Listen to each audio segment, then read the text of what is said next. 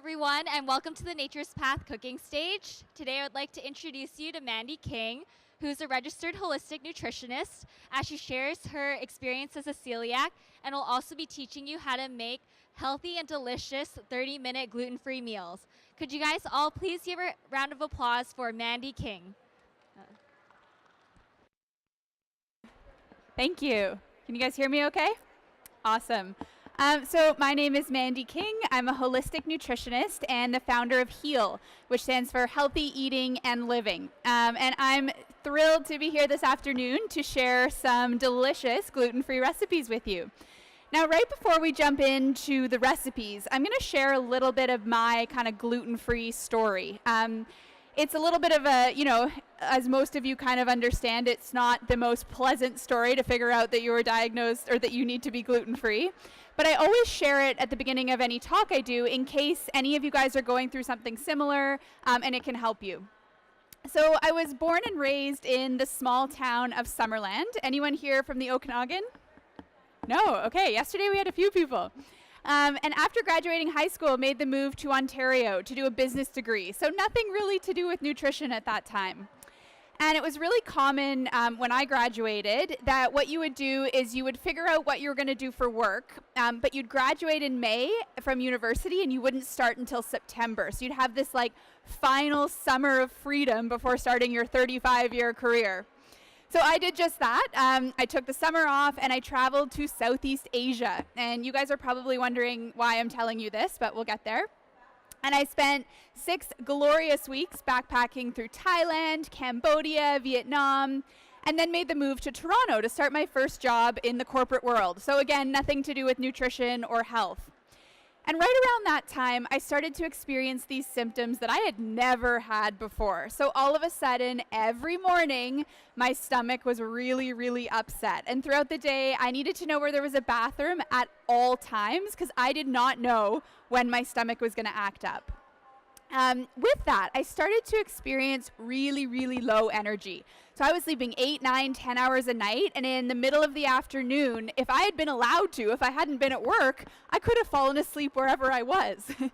And if any of you guys have ever not felt your best, you know that it also takes a toll on your emotional health. And I was just not a happy person to be around because getting through the day-to-day things I needed to do in my life was such a struggle because I felt like such garbage. So I did what any normal person would do. I went to the doctor and I said, diagnose me. What is wrong with me?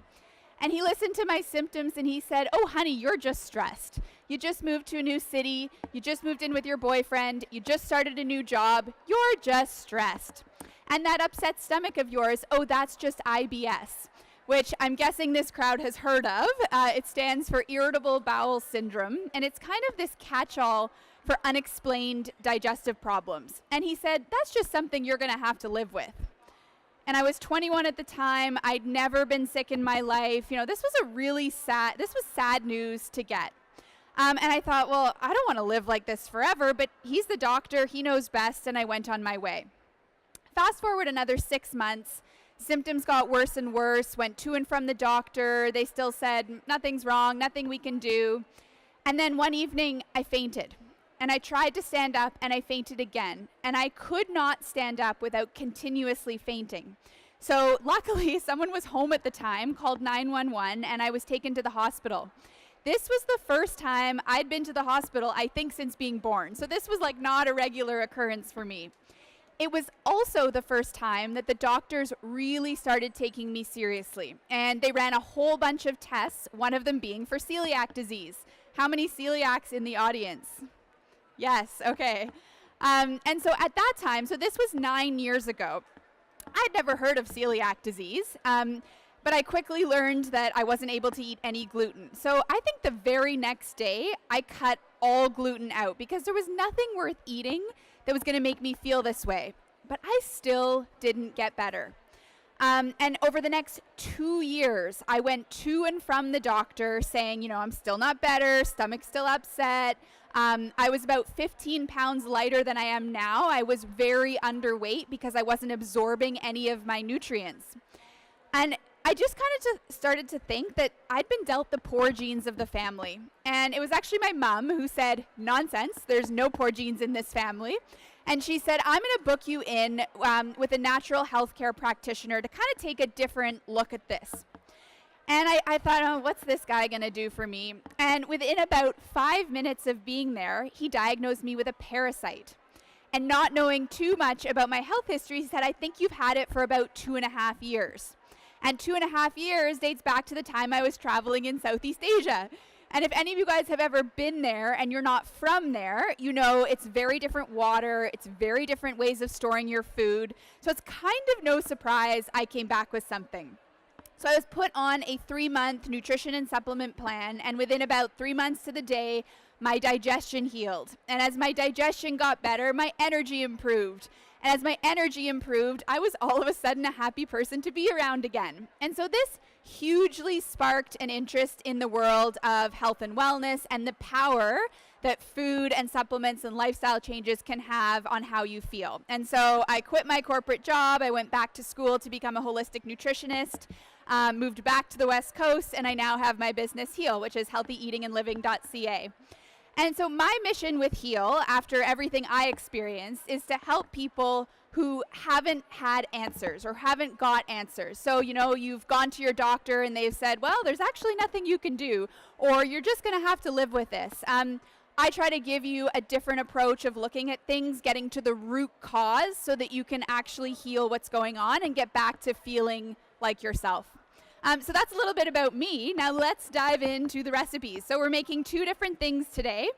We are making a gluten-free and grain-free and dairy-free banana bread, blueberry banana bread.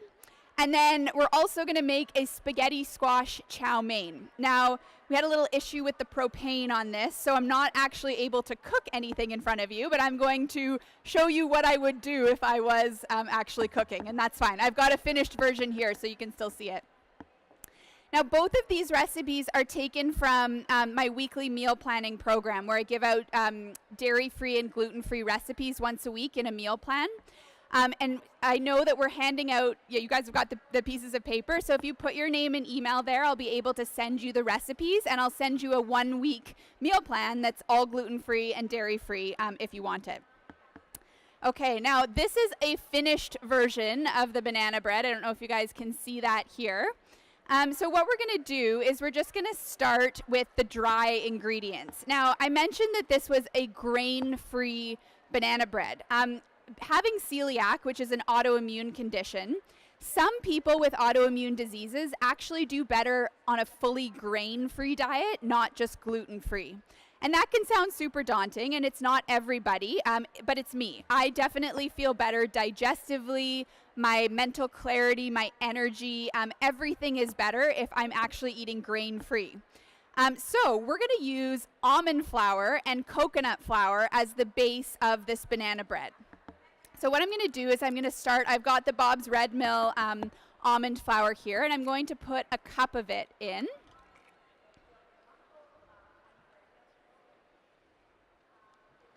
I did notice that Bob's Red Mill is here, and they've got so many good gluten-free and some grain-free products. So we got a cup of the almond flour, and then I've also got some coconut flour here. This is the Earth's Choice, and I'm just going to do a 1/4 cup. So in a lot of baking recipes, if you're using coconut flour, you don't need a lot. This will change the consistency. So as most of you guys probably know, you can't substitute like a regular flour for almond or coconut 1-for-1. You kind of got to mix up the ratios. Both of these flours are very absorbent, so you need more liquid in the recipe than traditionally. So 1/4 cup of coconut flour. The other thing you tend to need, and every recipe is different, is you tend to need more of a rising agent. So I'm actually putting a full teaspoon of baking soda in next. Oops, wrong bowl. And then I'm going to do a tablespoon of ground chia seeds. Now, chia seeds are kind of like an egg in the sense that they will make a recipe kind of bind together. So they form a little bit of a gel when they're mixed with liquid, which holds stuff together. And as you guys know, if you're making anything gluten-free, it's really important that you make it actually stick together and it doesn't just fall apart. So I pre-ground the chia seeds at home just to save time. And then I'm putting a tablespoon in here. Does anyone in the audience, well, is anyone vegan or can they not eat eggs? Okay. So if, for you, instead of putting eggs, you could actually make a chia or a flax egg. And what you do there is you take, for every egg you're replacing, you do 1 tablespoon of the ground chia or flax, and you mix it with 3 tablespoons of water. And then you would mix it in something like this first, set it aside, and it forms this like egg-like consistency or this gel, and then that can substitute for an egg. Now, my general rule of thumb is you never want to substitute a recipe with more than 2 eggs. Like 2 eggs is kind of your max where the recipe still works. Would you agree? Yeah. Okay, so tablespoon of chia, and then we're going to do a tablespoon of hemp hearts. Hemp hearts are a fantastic source of protein and healthy fats. So 3 tablespoons has 10 grams of protein. I'm a huge proponent of adding more protein to your breakfast because that will balance your blood sugar. It's good for energy, cravings, weight. So wherever I can, I'm throwing hemp seeds into what I'm making. Okay, a tablespoon of the hemp seeds. And then I'm going to add some cinnamon. Cinnamon is a cool ingredient because it's been called nature's blood sugar balancer. So there's research to show that adding a half to 1 teaspoon into your daily routine is almost as effective as metformin, which is a diabetic drug. So this works really, really well for blood sugar. It's also good for high cholesterol too. Whoop. Little extra cinnamon. It's cinnamon, yeah. Okay, and then we're gonna do a sprinkle of sea salt. The recipe calls for half a teaspoon, but I'm just kind of eyeballing it. And then I'm just going to mix it up. Sometimes I find with gluten-free flours, well, with the almond and the coconut flour anyways, that it's like a little clumpy. So I kind of just want to get rid of the clumps as best as I can. And now we're going to move on to the wet ingredients. So I'm going to start with, I'm going to start with the bananas. I've got 2 really ripe bananas here. The riper the better for banana bread, whether it's gluten-free or not. And then I'm just going to mash them with a fork. Bananas are a really, really good source of potassium. If you guys ever notice that you get the jumping legs at night, magnesium and potassium are really, really important. Okay. Stick my hands in there. You guys aren't eating this one, so I can get my hands in it. You're eating that other one. Bananas are also like a great pre-workout snack or just a regular afternoon snack too. Some natural sugars in there. On Friday night, I made something called banana ice cream. Have you guys ever heard of that? So it's where you actually make ice cream from bananas. It's like this miracle thing in my opinion. So what you do is you take a banana and you would cut it up kind of like this. And then you stick it in the freezer when it's already sliced. And you wait till it's frozen. And then you get a food processor and you put the frozen pieces into your food processor and just turn it on. It makes a terrible sound and you're going to think that you're breaking your food processor, but I promise you won't. Just leave it on for a good minute and you might have to scrape down the sides and all of a sudden this soft serve consistency forms. And it comes out just like ice cream with no added sugar, just banana. So that's kind of cool. And then, of course, you can like spice it up with some peanut butter or some chocolate chips or whatever you want. Okay, I'm still mashing these bananas. I realized I forgot my fork at home, so this is not the ideal way to mash, but improvising, right?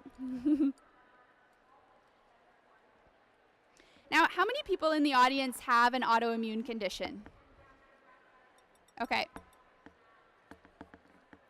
I do find it's interesting for a lot of the clients that I've worked with on their digestive health that grain-free does really help from a digestive standpoint if they're autoimmune. Okay, so I've got my bananas roughly mashed. And now I'm going to add a 1/4 cup of maple syrup. So the awesome thing about this recipe is this is the only sweetener we're adding. Because of the blueberries and the banana, it's actually really quite low sugar. Now I'm going to do 2 tablespoons of olive oil. Now you could also do like a coconut oil. The olive oil has a really nice taste though. 2 tablespoons here. This is a good heart-healthy fat. Great for salad dressings too. And then I'm going to do 3 eggs.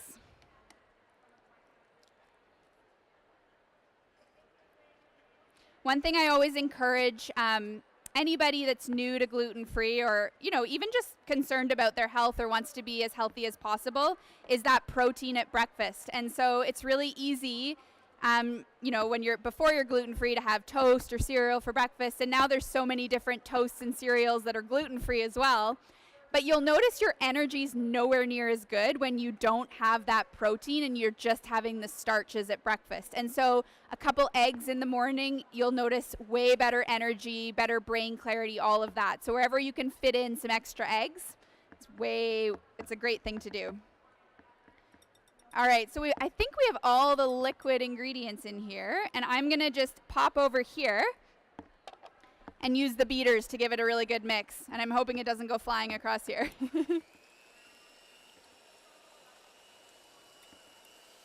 There we go.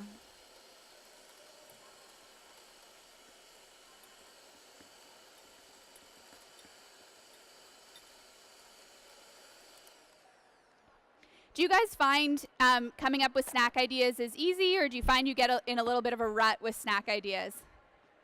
Yeah, a little bit of a rut. That's why, so in the weekly meal plans we give out, we always try to do a fun snack like banana bread or a muffin or something like that, a healthy one, and then also a quick one. So whether that's just putting some nuts with an apple or whatever it might be, so that if you're someone that just wants the speed and the efficiency, you can do something like the nuts and a fruit. But if you have time to make something on a Sunday in advance of the week, then we'll give you some fun recipes to do that with. So I've got my dry and I've got my wet ingredients, and I'm just going to pour the wet right into the dry and give it a good mix again. So you can see this is like pretty foolproof, right? You don't have to be a chef to make this recipe. In fact, I am not a chef. I'm a nutritionist. I'm up here on the cooking stage, but I am not a chef. Now, with the blueberries, they're the last thing that we're going to add into this recipe, and I'm just going to fold them in. Like, I don't want to mix them really, really hard because it'll turn the whole batter purple if we do that, which doesn't really matter. I mean, it still tastes the same.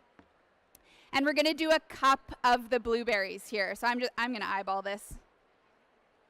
I think that's about a cup. I'm going to fold that in really gently. You could also use chocolate chips if you want, but the blueberries are the lower sugar option. And then I've got a loaf pan here. I don't even know what size this is, like 9 by something maybe. And I'm just going to pour the batter in. As you can see here. And then what we would do if we had power and if I was here for a full 45 minutes is I would cook it at 350 for 45 minutes. 45 to 50. Then just poke it with a toothpick, see how it is.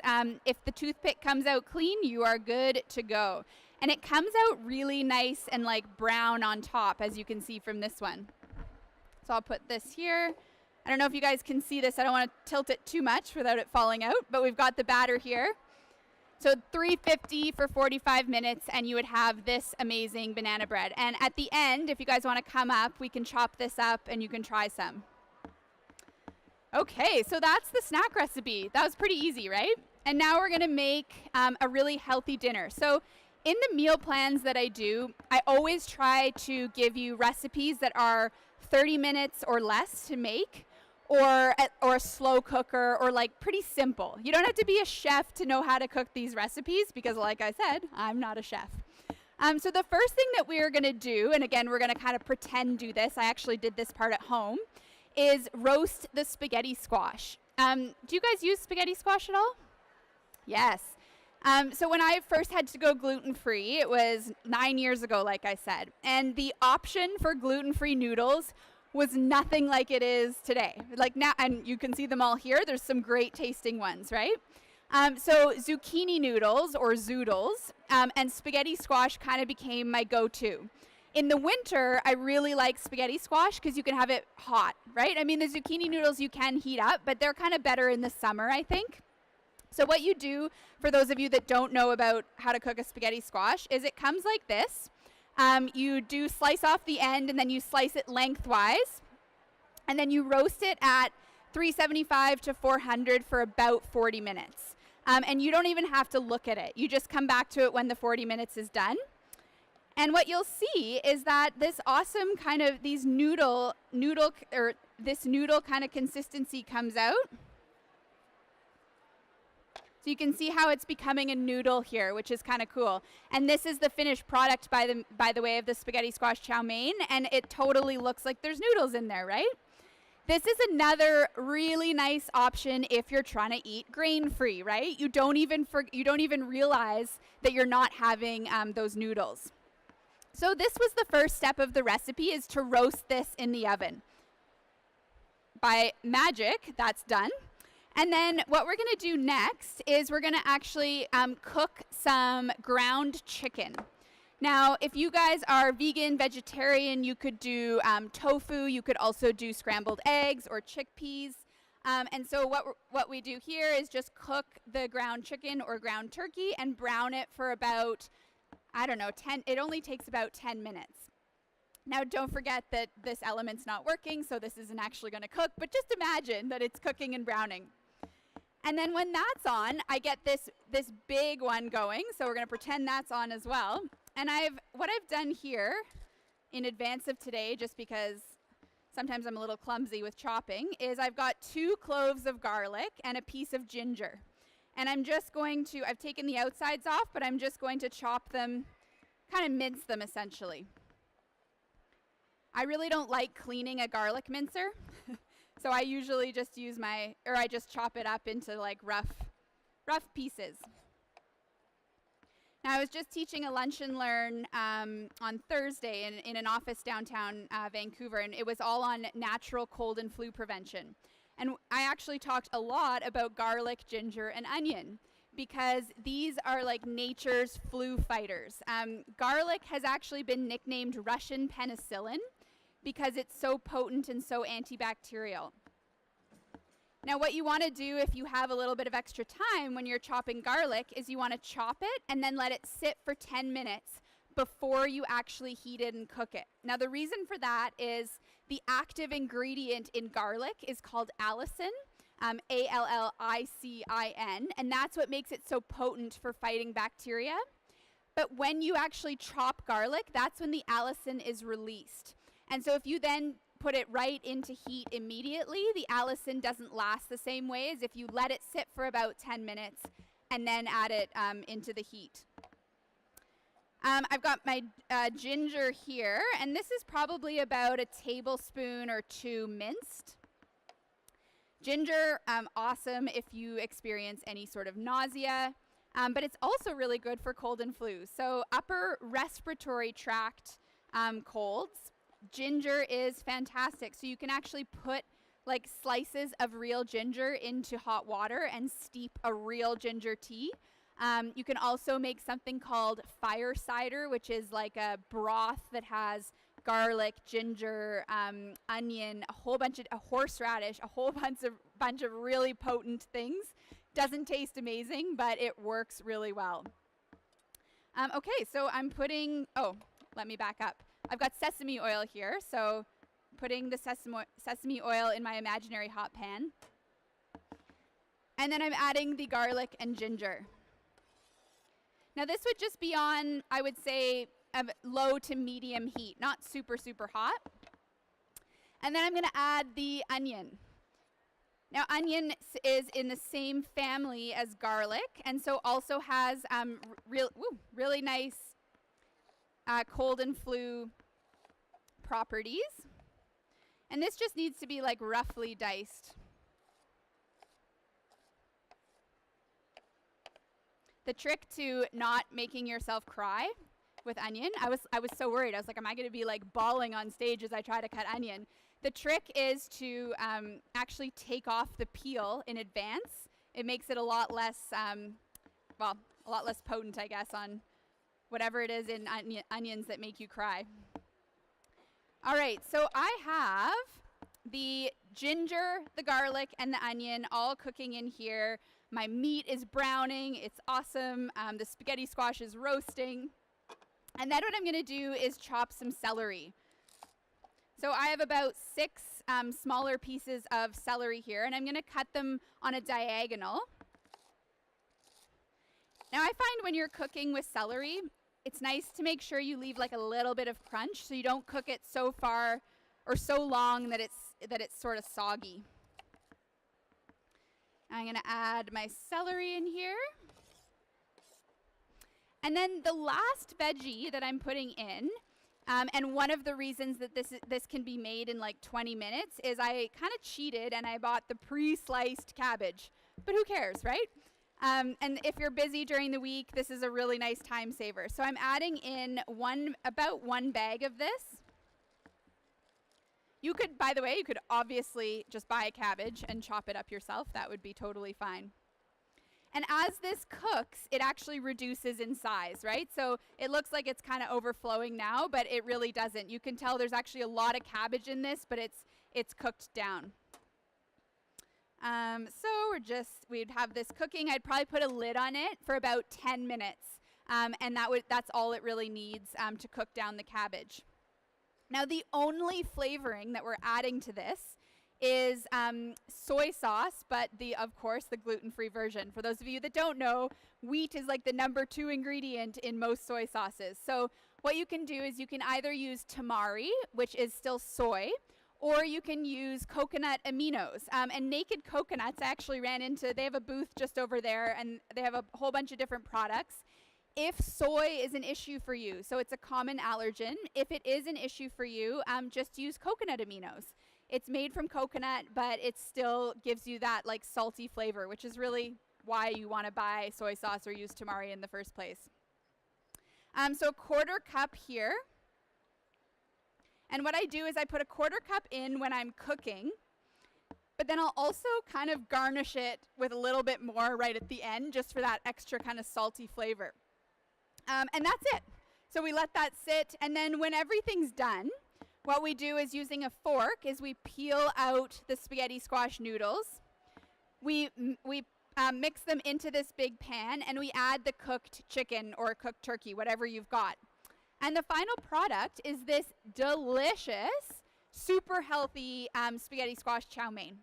So you will not be left with a stomach ache or a food hangover the next day if you have this, but it will feel like you've kind of been out or had like a treat meal because it tastes so good.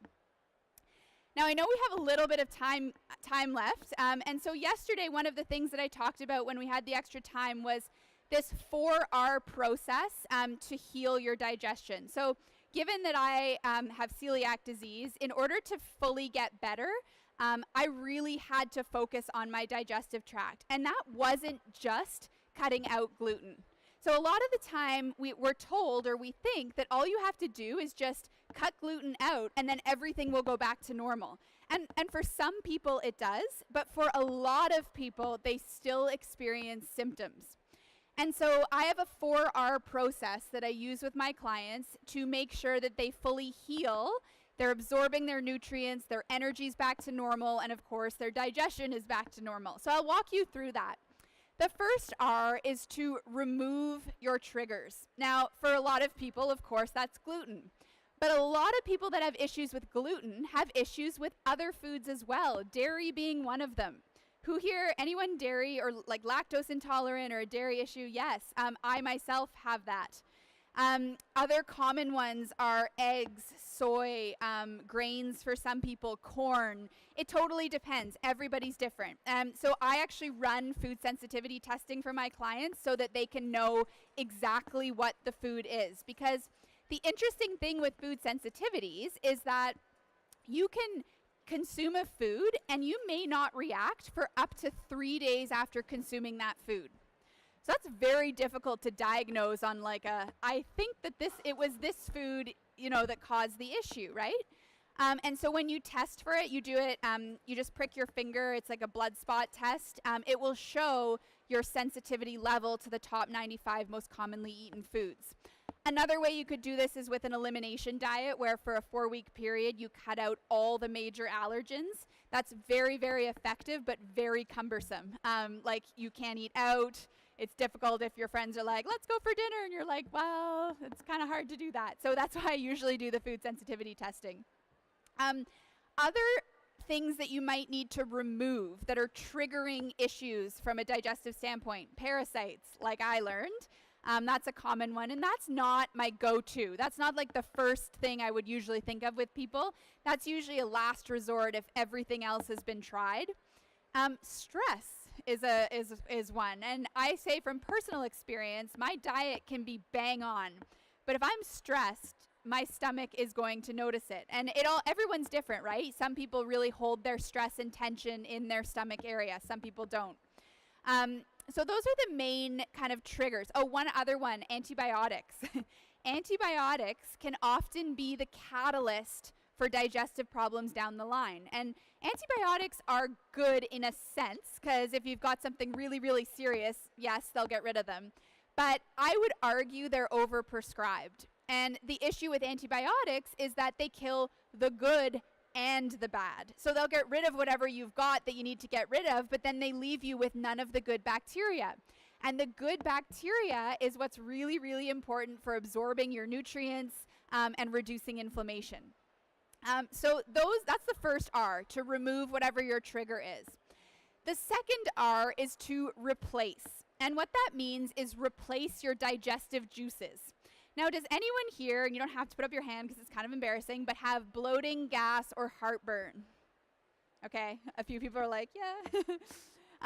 So the thing with bloating and gas is that oftentimes it can be alleviated by removing that trigger food. So the first R, by just getting rid of what you need to. But what happens if it feels like almost all foods are causing issues? Well, it might actually be that you have low stomach acid. Now, low stomach acid is also connected with heartburn. Now, here's the thing with heartburn that's really, really interesting. When someone has heartburn, they go to their doctor and they're given an acid suppressant, right? But I just told you that heartburn's caused from low stomach acid. So you're like, well, how does that work? Well, the thing is that your stomach is lined to protect you from acid. So your stomach should be an acidic environment so that everything functions properly and you digest your food. Your esophagus is not lined. So the second even a tiny, tiny bit of stomach acid comes back up into that esophagus, you're like, whoa, it's a burning sensation. It does not feel good. So what do? You take an acid suppressant to reduce the stomach acid. But I think what we really need to answer is, why did that stomach acid come back up in the first place? And 9 times out of 10, it's pressure on the stomach from undigested foods that are fermenting or putrefying. I know, sounds really pleasant, right? And so then we got to say, well, why are there undigested foods fermenting or putrefying in the stomach? And that is from low stomach acid. So what you do is you increase your stomach acid and your digestive enzymes, and that food digests better, and then you don't have the pressure on the stomach, and then you don't have the stomach acid coming back up. So that's a natural cure for heartburn. And if I kind of went too fast through that, I have a full blog post. It's on my website, which is on the paper that you guys have, and you just search heartburn, and you'll get a step-by-step guide as to what I just said. So first R was to remove. The second R was to replace. The third R is to re-inoculate, and that's a fancy word for adding in the good bacteria back into your system. Now, we can do that 2 ways. The first is with fermented foods. So sauerkraut, kimchi, kombucha, those are fantastic fermented foods. You got to watch out for your sugar intake in kombucha, but many are really, really good. The other way you do it is with probiotics. And I would argue if you've been on, if you've had really severe digestive problems, or if you've been on antibiotics, you probably want to start with a probiotic and then work in your fermented foods. never go 0 to 100 with fermented foods because your stomach's going to be like, whoa, what's happening here? It's not going to be pleasant. So you want to start small and work your way up. So replacing the digestive juices, re-inoculating with the good bacteria, and the fourth and final R, which I would argue is probably the most important, is to repair the digestive tract.